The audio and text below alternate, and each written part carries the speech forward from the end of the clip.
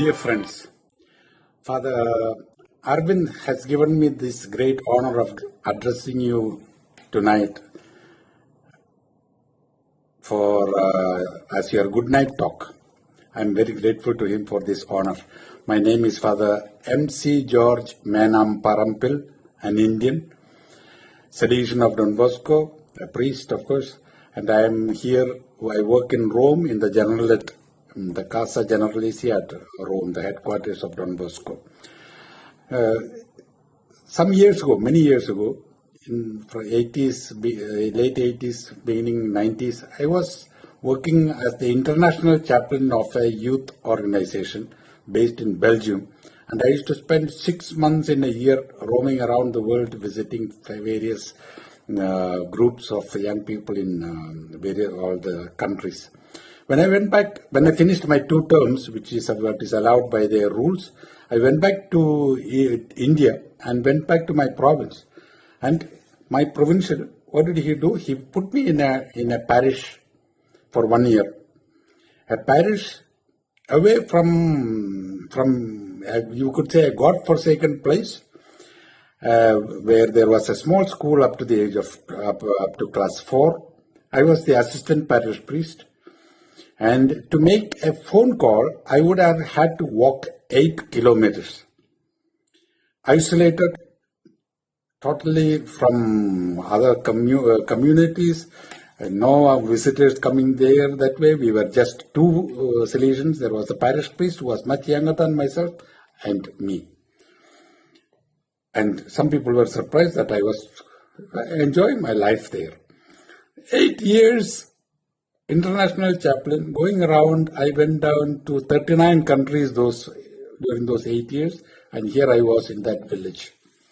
I thought of this because the other day I got a letter from somebody whom I had asked for some help, and he said, no, I cannot help you now because I am in depression. I am in depression because of this lockdown. I cannot go anywhere. I am locked up in my house and I am bored. I am lonely. It's so unpleasant.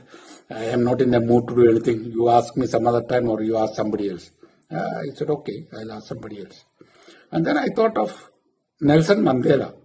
He was in prison for 27 years. And not just an ordinary prison, total isolation. Nobody from his family, and now even the guards would not speak to him. They would come and to put that food at the entrance to his cell. Solitary confinement for most of those 27 years. He did not become mad. He was not all that depressed. He survived and he became a great leader, a world leader, a personality. It is not what we have that makes us happy. It's the way we use what we have. We are locked down. The whole world is locked down.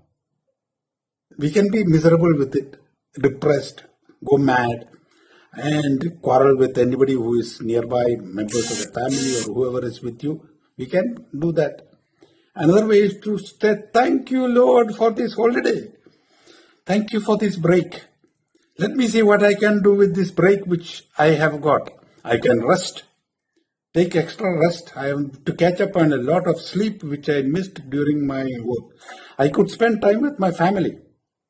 Precious time to speak with my family members, the people, whoever I am living with, spending quality time with them. I could make sure that all my accounts are in order, all my papers are in order, my room, my library, my bookshelf, my the table, study table, whatever it is in perfect order. I could read, I could write things that I have not done for a long time because I had no time. I was running from one to the other. I could chat with my family members. Family, not only those who are living with me, but those who are far away from me, by phone. Through WhatsApp, family members and friends who studied with me, for instance, in school or in college or depending on your age, people we have lost contact with, they also are looking for company. We could chat with them. I could analyze my present activities, whether I am studying or I am working. Am I doing the right thing? Is it the best thing for me to do? Should I make a change? Should I change the subjects that I'm studying? Should I change my work?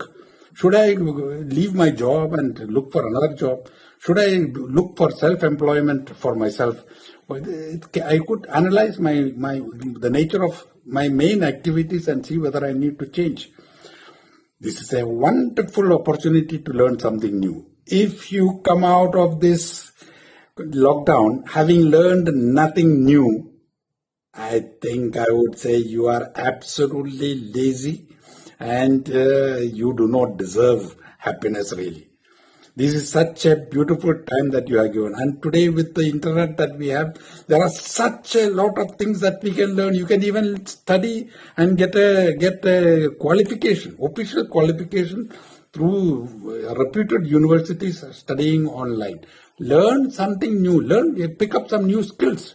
Cooking, looking after plants at home in wherever you are living, in a pot, or if you have got a little garden, learning how to cultivate vegetables or flowers or whatever. Meditate. People change their life through meditation. Spend time in the morning and in the evening meditating and concentrating yourself, calming yourself down, taking deep breath. Exercise. Do some exercise to get back into shape. If your stomach is developing into a paunch and you are becoming fat, like I am also a bit too fat, this is the time you have got time to exercise. Make a list of all the blessings. How long is it since you thanked God for your eyes, for ears, for your nose, for your good health, for your parents, for the house that you have? There are so many things that are blessings from God that we take for granted. Make a list of all the blessings. Look at them every morning. Add to them every evening.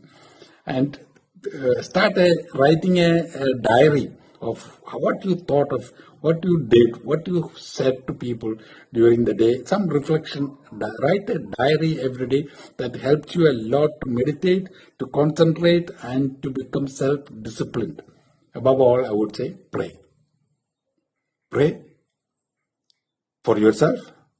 Pray just being in the presence of God, saying, I am with you, Lord, I am here. There's no need of asking for favors for anybody. God knows everybody and all that we need. We just pray. Tell God, I'm here. Tell Jesus, I'm here with you. I want to spend time with you. I'm here. Speak to me. Open your heart to Him. Be with Him. Spend time in prayer. And remember to say also a little prayer for me, because I am also locked down. I'm in my room, maybe except for my meals and my morning and evening prayers. I'm in my room the whole day long. And pray for me also. I have got work, but I also need your prayers. I am 71 years old. I need also to look after my health also.